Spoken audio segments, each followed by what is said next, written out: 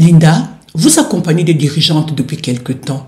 Pourquoi beaucoup peinent encore à convaincre leurs prospects malgré leur expertise et leur énergie? Parce qu'elles parlent avec passion de leur métier, de leurs valeurs, de leurs méthodes, mais rarement avec clarté des problèmes urgents que leurs prospects veulent résoudre. Elles racontent leur histoire, ce qui les anime, ce qui est sincère et touchant, c'est vrai. Mais ce n'est pas toujours ce que l'autre en face a besoin d'entendre à ce moment-là. Et c'est normal, on a tendance à communiquer depuis notre zone de confort, pas depuis les urgences de l'autre. Vous voulez dire qu'elles parlent de ce qu'elles maîtrisent, pas de ce qui accroche?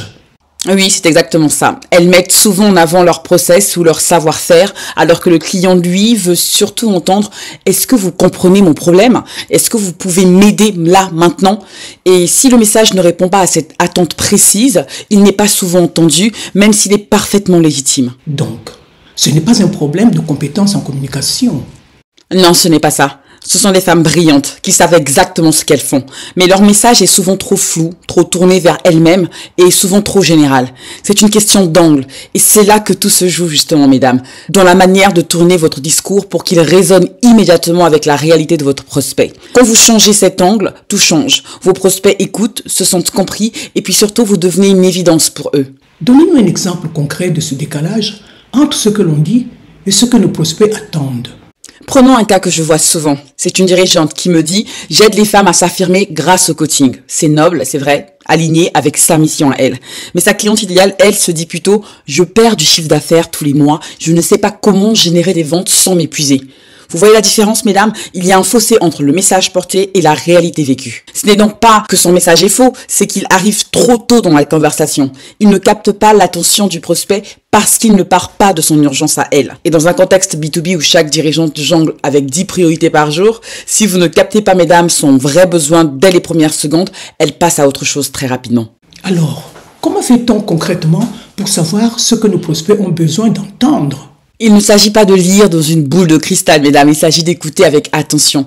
Commencez par exemple par relire vos derniers messages clients, vos appels de découverte ou vos échanges sur LinkedIn.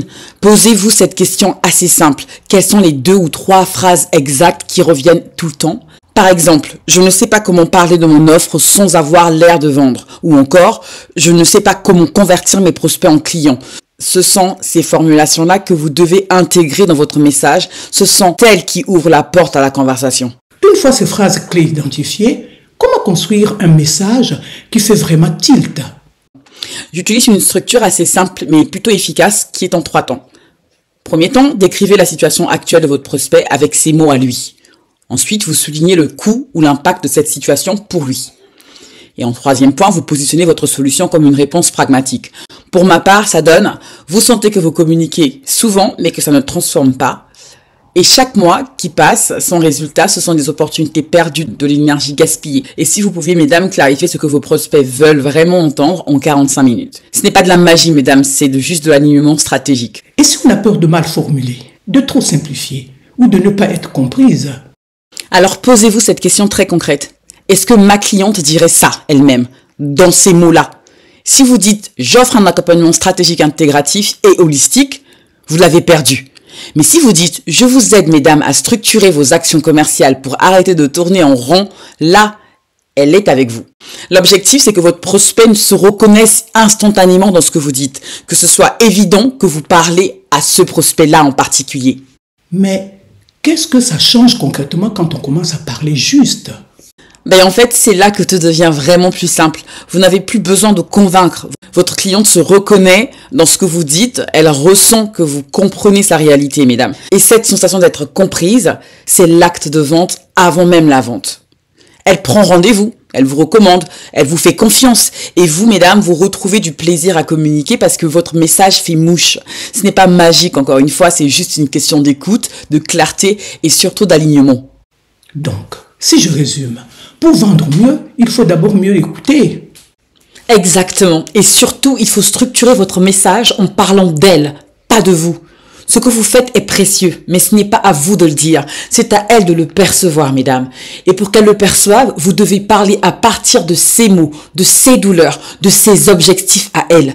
Ce simple changement de posture, ce recentrage sur votre client idéal, mesdames, peut transformer complètement la façon dont vous communiquez et la façon surtout dont vous êtes perçu.